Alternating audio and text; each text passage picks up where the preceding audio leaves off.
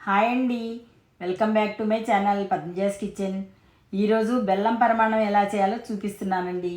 పండగలప్పుడు బెల్లం పరమాన్నం చేయాలనుకున్నప్పుడు ఈ ప్రాసెస్లో ట్రై చేయండి. బెల్లం వేసిన పాలు విరగకుండా సింపుల్గా కుక్కర్లో ఎలా చేయాలో చూపిస్తున్నాను. ఇలా చేస్తే చాలా రుచిగా ఉంటుందండి. ఇప్పుడు ప్రాసెస్ ఎలాగో చూద్దామా.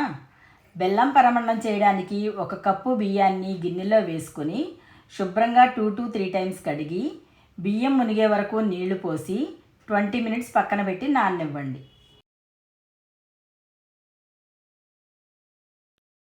ఇప్పుడు ఒక కుక్కర్ గిన్నె తీసుకుని దానిలో మనం నానబెట్టుకున్న బియ్యాన్ని కుక్కర్లో వేసుకోండి.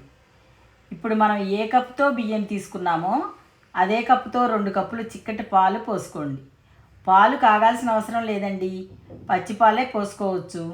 ఇప్పుడు అదే కప్పుతో 2 కప్పులు నీళ్లు పోసుకుని ఒకసారి అంతా కలిపి కుక్కర్లో ఒక చిన్న గిన్నె కానీ స్పూన్ కానీ వేసుకోండి. స్పూన్ వేయడం వల్ల కుక్కర్ విజిల్ వచ్చేటప్పుడు పొంగిపోకుండా ఉంటుందండి. ఇప్పుడు కుక్కర్ మూత పెట్టి 3 విజిల్స్ వచ్చే వరకు మీడియం ఫ్లేమ్లో ఉడికించండి.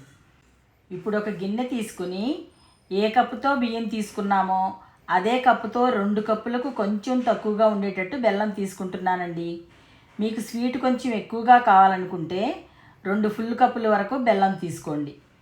ఇప్పుడు బెల్లంలో 1 కప్పు నీళ్లు పోసుకుని కలుపుతూ బెల్లాన్ని పూర్తిగా కరిగించండి. బెల్లం కరిగితే సరిపోతుందండి, మనకు పాకం రావాల్సిన అవసరం లేదు. బెల్లం పూర్తిగా కరిగిన తర్వాత స్టవ్ ఆపి గిన్నెను పక్కన పెట్టి చల్లారనివ్వండి. ఇప్పుడు కుక్కర్లో ఆవిరంతా పోయిన తర్వాత కుక్కర్ మూత తీసి చూపిస్తున్నానండి. రైస్ మెత్తగా ఉడికింది కదా.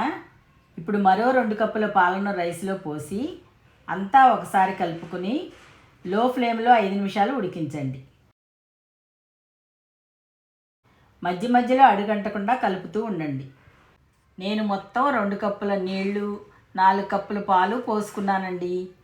రైస్ ఇలా మెత్తగా ఉడికిన తర్వాత దానిలో ముందుగా కరిగించి చల్లారబెట్టుకున్న బెల్లం నీళ్ళని ఫిల్టర్ సహాయంతో వడకట్టి పోసుకోండి.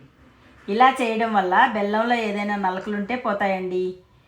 ఫ్లేమ్ని లో ఫ్లేమ్లో ఉంచి బెల్లం నీళ్లు పోయండి, లేదంటే పాలు విరిగిపోతాయండి. ఈ విధంగా పోసుకుంటేనే పాలు విరిగిపోకుండా ఉంటాయి. ఇప్పుడు అన్నంలో ఈ బెల్లం అంతా బాగా కలిసేటట్టు కలిపి దానిలో 1/2 స్పూన్ యాలకుల పొడి వేసుకోండి. నేను యాలకుల పొడి వేసిన క్లిప్పు మిస్ అయిందండి. యాలకుల పొడి వేసుకుంటే టేస్ట్ చాలా బాగుంటుంది. తర్వాత 2 నిమిషాలు లో ఫ్లేమ్లో ఉడికించండి. ఇప్పుడు స్టవ్ ఆపి గిన్నెని దించి పక్కన పెట్టుకోండి. ఇప్పుడు ఒక చిన్న ప్యాను స్టవ్ పై పెట్టి దానిలో 3 స్పూన్స్ నెయ్యి వేసుకోండి. నెయ్యి ఎంతైనా వేసుకోవచ్చండి. నెయ్యి ఎంత వేసుకుంటే పరమాన్నం అంత రుచిగా ఉంటుంది. నెయ్యి పూర్తిగా కరిగిన తర్వాత దానిలో జీడిపప్పు వేసి కొంచెం వేగిన తర్వాత కిస్మిస్ కూడా వేసుకుని డ్రై ఫ్రూట్స్ని కలుపుతూ వేయించండి.